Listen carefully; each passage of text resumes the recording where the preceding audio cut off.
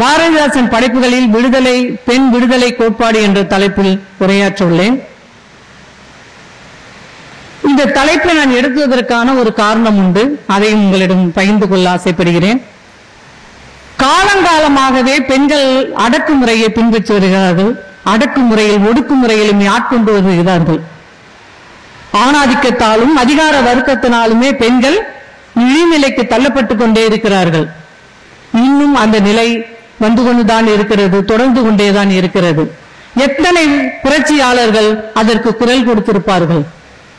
பெண்கள் நாட்டில் கண்களாகவும் குடும்பத்தில் நல்ல சமுதாயத்திலும் குடும்பத்திலும் சிறந்தவர்களாக அவர்களுடைய பெண்மையும் பெண்ணினுடைய பெருமையும் உலகறிய செய்ய வேண்டும் என்று பலர் பாடுபட்டுள்ளனர்.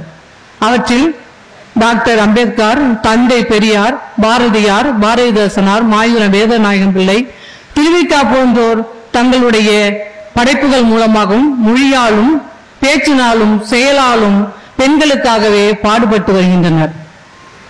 அவர்களுடைய பேச்சிலும் பெண்களுக்கு உரிமைகளும் விடுதலைகள் வேண்டும் என்றும் முக்கியமாக பெண் கல்வி வேண்டும் என்றும் மிக சிறந்த முறையில் அவர்கள் தங்களுடைய பங்களிப்பு அளித்துள்ளார்கள்.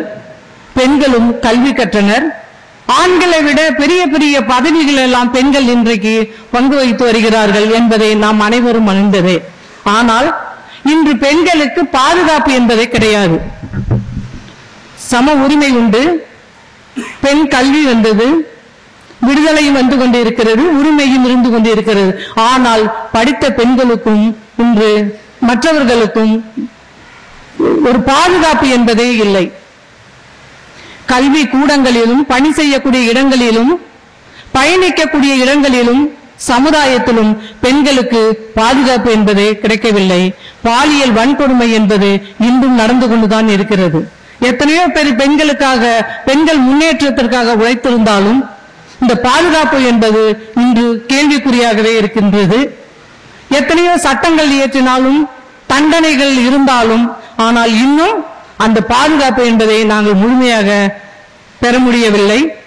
குறிப்பாக பெண்கள், சிறுவர் முதல் பெரியவர் வரை பாலியல் வன்கொடுமை நடந்து கொண்டே இருக்கிறது.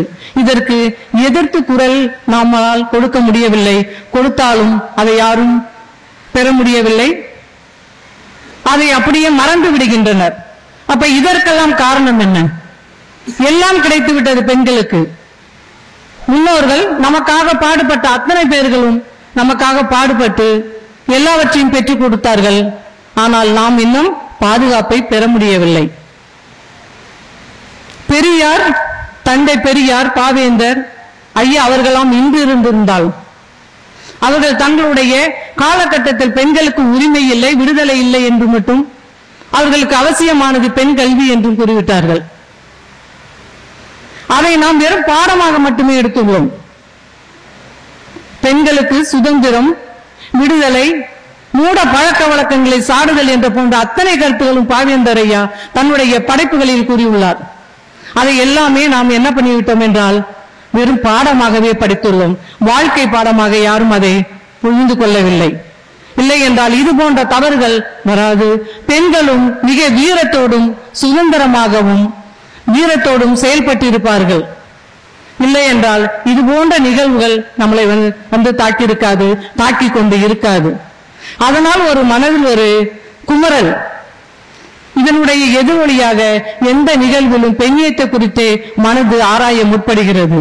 அதன் அடிப்படையில் தான் இந்த கருத்தரங்கத்தில் இந்த தலைப்பினை எடுத்துள்ளேன். ஏனென்றால் அத்தனை கருத்துகளும் பெண்களுக்கு தேவையான சுதந்திரத்தையும் வீரத்தையும் மூட நம்பிக்கைகளை சாடக்கூடிய ஒரு பெண்ணாகவும் தான் சஞ்சீவி பருவத்தின் சாரல், புரட்சி கவி, வீரத்தாய், குடும்ப விளக்கு, பாண்டியன் பரிசு, தமிழச்சின் கத்தி போன்ற எல்லா காவியங்களிலும் அவர் தன்னுடைய கருத்துக்களை பெண்கள் நாட்டில் எவ்வாறு இருக்க வேண்டும், வீட்டிலும் சமுதாயத்திலும் பெண்கள் எவ்வாறு இருக்க வேண்டும் என்று தான் விளைந்தாரோ அத்தனையுமே தன்னுடைய படைப்புகள் மூலமாக பதிய வைத்து சென்றுள்ளார். ஆனால் அத்தனையுமே நாம் வெறும் பாடமாகவே கேட்டுக்கொண்டு வருகின்றோம். ஒரு சில காவியங்களை மட்டுமே நான் எடுத்து முன்வைக்க விளைகின்றேன். சஞ்சீவி பருவத்தின் சாரல் அதில் இருக்கக்கூடிய கதாபாத்திரங்களில் முக்கியமானவர்கள் காதலர்கள் வஞ்சியும் குப்பனும். வஞ்சி எல்லா படைப்புகளிலுமே ஆணை விட பெண்கள் மிக சுதந்திரமாகவும் வீரத்துடன் செயல்படக்கூடியவர்களாகவும் கல்வியில் சிறந்தவர்களாகவும் அறிவாற்றலில் சிறந்தவர்களாகவும் தான் பாவேந்தர் படைத்துள்ளார். வஞ்சியும் குப்பனும் ஒரு நாள் சஞ்சீவின் மலைசாரலில் மலை மீது ஏறிக்கொண்டிருக்கிறார்கள். எதற்கென்றால் 2 அரிய மூலிகைகளை பற்றி குப்பன் தன்னுடைய காதலியாக வஞ்சியிடம் கூறுகிறான். அந்த அரிய மூலிகையை உடனடியாகவே பெற வேண்டும் என்ற நோக்கத்தில் வஞ்சி குப்பனிடம் கேட்கிறார். என்ன அந்த அரிய மூலிகைகள் என்றால், ஒன்று, ஒரு மூலிகையை நம்ம சாப்பிட்டோம் என்றால் உலகத்தில் உள்ளவர்கள் எந்த மொழியில் பேசினாலும் அது கேட்க முடியும் என்ற ஒரு அரிய மூலிகை. இன்னொன்று, எந்த இடத்திலேயும் என் நிகழ்விலும் நடக்கக்கூடிய நிகழ்ச்சியிலே நம் கண் முன்னாடியே கொண்டு வர முடியும். வானொலியும் தொலைக்காட்சியும் அதை நாம் நினைவு கொள்ள வேண்டும். இப்படி அரிய தகவலை அறிந்தவுடன் வஞ்சியானவள் எனக்கு உடனடியாகவே அந்த மூலிகை வேண்டும் என்று கூறுகிறாள். ஒன்றை தெரிந்து கொள்ளுங்கள், தான் அடைய வேண்டும் என்றால் பிடிவாதமாக இருக்கிறாள். உடனடியே குப்பன் வஞ்சியும் தன் அந்த மலை மேல் ஏறிக்கொண்டு இருக்கிறார்கள். அந்த அரிய மூலிகை கிடைக்கிறது, சாப்பிடுகிறார்கள். சாப்பிட்ட உடனேயே பிற நாட்டில் பேசக்கூடிய பிரெஞ்சு, அமெரிக்கா, இத்தாலி போன்ற நாடுகளில் பேசக்கூடிய பேச்சுகளை அவங்களால் உணர முடிகிறது. அப்படியே கேட்டுக்கொண்டே இருக்கிறார்கள். சிறிது நேரத்தில் ராமாயண புராண செய்தி கதை என்று ஒருவர் கூற மற்றவர்கள் கேட்பது போல் கேட்கிறது. அப்படியே சற்று கவனித்துக் கொண்டு இருக்கிறார்கள். உடனடியே ஒரு குரல் ஒன்று கேட்கிறது. இந்த சஞ்சீவி மரத்தை ஓடிப்பை உடனே தூக்கி வா அப்படிங்கிற ஒரு குரல் கேட்கிறது. உடனே வஞ்சியை விட குப்பன் ஒன்று பயந்து நடுங்குகின்றான். இப்படி என்னை மலைக்கெல்லாம் அழைத்து சென்று என்னை சாவ முடிக்கிறீயே என்று தெரிந்து கொண்டு உடனடியாக நம்ம மலையை விட்டு இறங்க வேண்டும் என்று கூறுகிறான். ஆனால் அஞ்சாத நெஞ்சம் கொண்ட வஞ்சி என்பவள், இதெல்லாம் ஒரு புராண கதை, இதெல்லாம் யாராலும் ஏற்றுக்கொள்ள முடியாது. ஒருவனுக்கு வான் உயர்ந்து அடுத்தடுத்து நிறைய சொல்லிட்டு வராங்க. வான் உயர்ந்து இருக்கக்கூடிய மனிதன் தான் அதை தூக்கி கொண்டு செல்றான் அப்படின்னு சொல்லி கதை போயிட்டு இருக்கும். அப்ப அந்த மாதிரி பகுத்தறிவுக்கு ஒவ்வாத செயல்கள் எல்லாம் இந்த ஏடுகள் எல்லாம் இருக்கிறது. இதெல்லாம் ஏற்றுக்கொள்ள முடியாது. யாராலும் தனி மனிதனால் ஒரு மலையை தூக்க முடியாது என்று வஞ்சி சொல்லுகிறாள். அப்புறமாக தான் சமாதானம் கொண்டு அவர்கள் மலையை விட்டு இறங்கி வருகிறார்கள். இந்த கதையில இருந்து என்ன சொல்ல வரும், பெண் பற்றி என்ன சொல்லியிருக்காங்க அப்படின்னா, நல்ல அறிவார்ந்த நிலையும் அந்த இடத்துல யோசிக்கக்கூடிய அறிவார்ந்த யோசிக்கக்கூடியதையும் மூட பழக்க வழக்கங்களை சாடக்கூடிய பெண்ணா தான் அந்த வஞ்சியை பாவேந்தர் தன்னுடைய சஞ்சீவி பருவத்தின் சாரலில் குறிப்பிடுகின்றார். பெண் விடுதலை பற்றி கூறும்பொழுது, பெண்ணடிமை தீரும் மட்டும் பேசும் திரு நாட்டில் மண்ணடிமை தீர்ந்து விடுதல் முயற்கொண்டே என்று கூறுகிறார். அடுத்து புரட்சி கவி. நான் ஒவ்வொரு இலக்கியமாக தொடர்ந்து ஒரு சிறு சிறு குறிப்பாக உணர்த்தி சுற்றி செல்கின்றேன். இதுல இருக்கக்கூடிய கதாபாத்திரங்கள், உதாரணம் அமுதவல்லி. அமுதவல்லி ஒரு மன்னனுடைய மகளாக இருக்கின்றாள். மிகவும் அழகு வாய்ந்தவளாக இருக்கின்றாள். அறிவாற்றல் மிக்கவளாக இருக்கின்றாள். அவளுக்கு கல்வி புகட்ட வேண்டும் என்பதற்காக ஒரு கவிஞனை ஏற்பாடு செய்கிறார் மன்னன், உதாரணனை. ஆனால் 2 பேரும் சந்தித்துக் கொண்டால் எங்க காதலித்து விடுவார்களோ என்ற ஒரு அச்சமும் அந்த மன்னனுடைய மனதில் தோன்றுகிறது. உடனடியாகவே அவர் என்ன நினைத்து கொண்டு அங்கு சொல்கிறார் என்றால், உதாரணன் ஒரு குருடன் என்றும் அமுதவல்லி ஒரு தொழுநோயாளி என்றும் அங்கு கூறப்படுகிறது. இருவர்கிட்டமே சொல்லிடுறாங்க, அவரு தொழுநோயாளா இருக்காங்க, இவர் குருடனாக இருக்கிறார் அப்படின்னு சொல்லி. திரை சீலையும் முன்பு போடப்படுகிறது. இப்படியே வகுப்புகள் சென்று கொண்டே இருக்கிறது. ஒரு நாள் பௌர்ணமி என்று நிலவை குறித்து பாடல் பாடுகிறார் உதாரணம். பாடம் எடுத்து வருகிறார். நிலவை குறித்து ரொம்ப இயற்கையினுடைய அழகு குறித்து நிலவினுடைய சிறப்பையும் குறித்து பாடுகிறார். நேரடியாக நிலவை பார்த்த ஒரு உணர்வை பெறக்கூடிய அமுதவல்லி ஒரு குருடனால் எப்படி இவ்வாறு ஒரு நிலவை குறித்து பேச முடியும் என்பதை யோசித்து பார்க்கிறார். ஏன்னா நிலவை பார்க்காதவர்கள் இப்படியெல்லாம் கூற முடியாது என்பதை உணர்ந்து உடனடியாகவே திரைச்சிலையை விலக்கி பார்க்கிறாள். அங்கு ஒரு அழகான ஒரு ஆண்மகனை பார்க்கிறாள். உதாரணனும் அமுதவல்லியை பார்க்கிறான். இருவரும் காதலிக்க தொடங்கி விடுகிறார்கள். அன்று முதல் காதலித்துக் கொண்டிருக்கிறார்கள். ஆனால் உதாரணன் உள்ளத்தில் ஒரு பயம் ஒன்று ஒட்டிக்கொண்டே இருக்கின்றது. ஏனென்றால் காதலியானவள் மன்னனுடைய மகளாவாள். அதனால் அவளை சந்தித்து என்னை மறந்துவிடு, ஏனென்றால் அரசனுடைய வாளுக்கு என்னால் இரையாக முடியாது, நாம் பிரிந்து விடுவோம் என்று கூறுகிறான். ஆனால் அங்கேயும் அமுதவல்லி மிக தெளிவாக பேசுகிறாள்.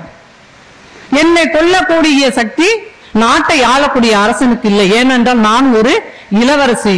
அதில் அஞ்சாதீர், நாம் இருவரும் ஒன்றாகவே இணைவோம், வாழ்வில் ஒன்றாக வாழ்வோம், இல்லை என்றால் இறப்பிலும் ஒன்றாகவே செல்வோம் ஆனால் என்று உதாரணத்துக்கு அவளுக்கு தைரியத்தை ஊட்டுகிறாள். இது யாருடைய குரல் என்றால் பாவேந்தருடைய குரல். ஏனால் இன்னும் முடியவில்லை. அப்படி சொல்லக்கூடிய அமுதவல்லி அவனை தேற்றிக்கொண்டே பேசிக்கொண்டு இருக்கிறாள். அடுத்ததாக தொழிலாளர்களுடைய நிலைமையும் சொல்லிக் கொண்டு வருகிறார் பாடல்ல. தொழிலாளர்களை பற்றி சொல்லும்போது, தொழிலாளர்களை ஏய்த்து பிழைக்கக்கூடிய கூட்டத்தை நாம் திருத்த முற்படுவோம், அதற்காக வேண்டினால் நாம் ஒன்றிணைவோம் என்று தொழிலாளர்களுடைய வாழ்க்கையை மேல்விட செய்வதிலையும் அமுதவல்லி அங்கு மேல்நோக்கி நிற்கிறாள். ஆண்மகனை விட அமுதவல்லி அங்கு தொழிலாளர் குறித்தும் தன்னுடைய மேன்மை குறித்தும் அங்கு சிறப்பாக அவரை படைக்கப்பட்டிருக்கிறார். இது அத்தனையும் படைப்பினுடைய கதாபாத்திரங்களுடைய குரலாக மட்டுமில்லாமல் பாவேந்தர் குரலாகவே நாம் உணர முடிகிறது. அடுத்ததாக வீரத்தாய். படைத்தலைவனால் தன்னுடைய கணவன் மதுவுக்கு அடிமையாகிறான். அதாவது ஒரு மன்னன், மணிப்பூர் நாட்டை சேர்ந்த மன்னன் இளவரசனை மடையனாக்குகிறான் படைத்தலைவன்.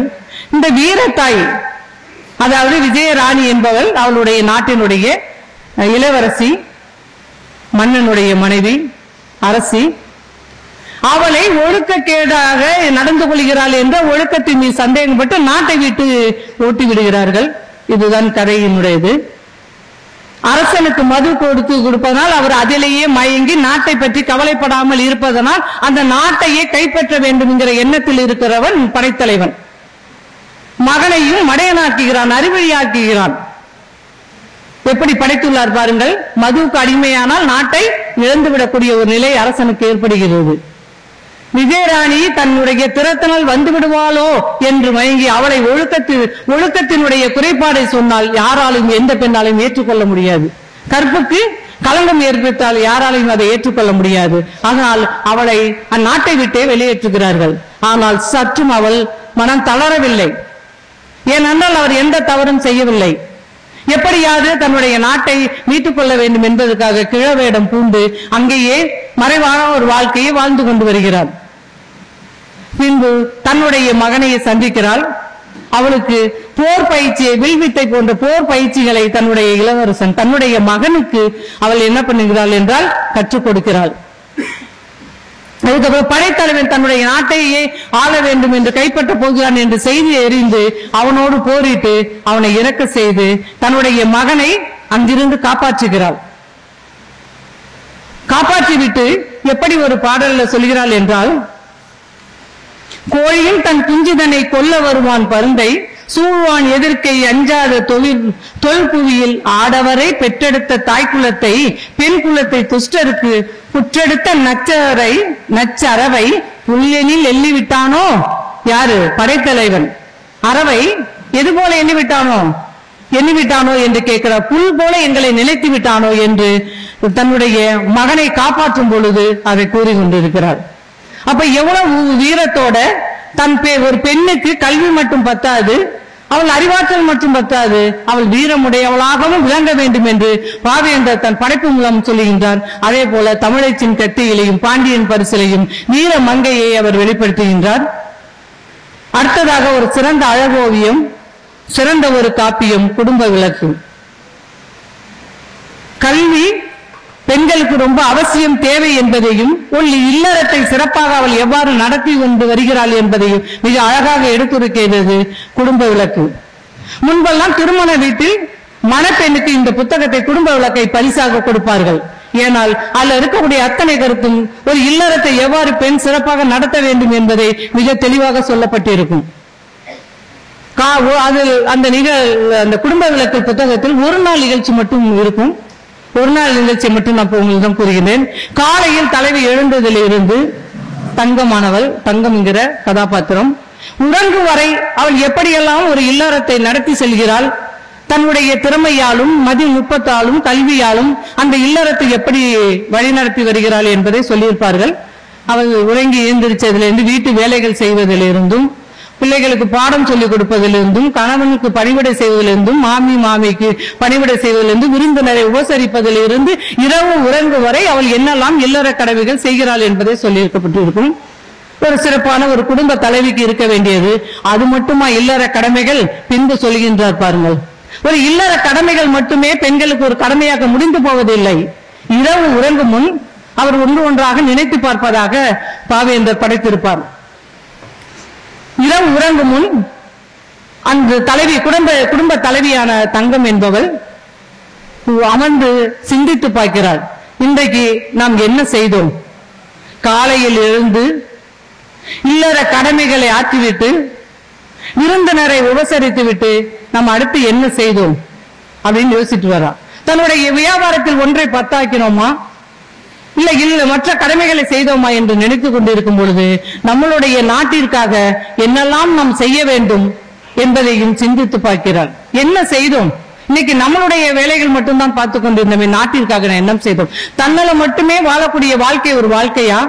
பொது நலத்தோடும் ஒரு பெண்ணானவள் வாழ வேண்டும். இந்த சமுதாயத்தோடையும் அவள் தொடர்புடையவளாக இருக்க வேண்டும். அங்க இருக்கக்கூடிய பொறுப்புகளையும் பணிகளையும் நாட்டில் நடக்கக்கூடிய நிலைமைகளையும் அறிந்து கவலைப்படக்கூடியவள் தான் பெண் என்பதை ரொம்ப ஆணித்தரமாக பாவேந்தர் தன்னுடைய படைப்பாக இருக்கக்கூடிய குடும்ப விளக்கில் கூறியிருக்கின்றார்.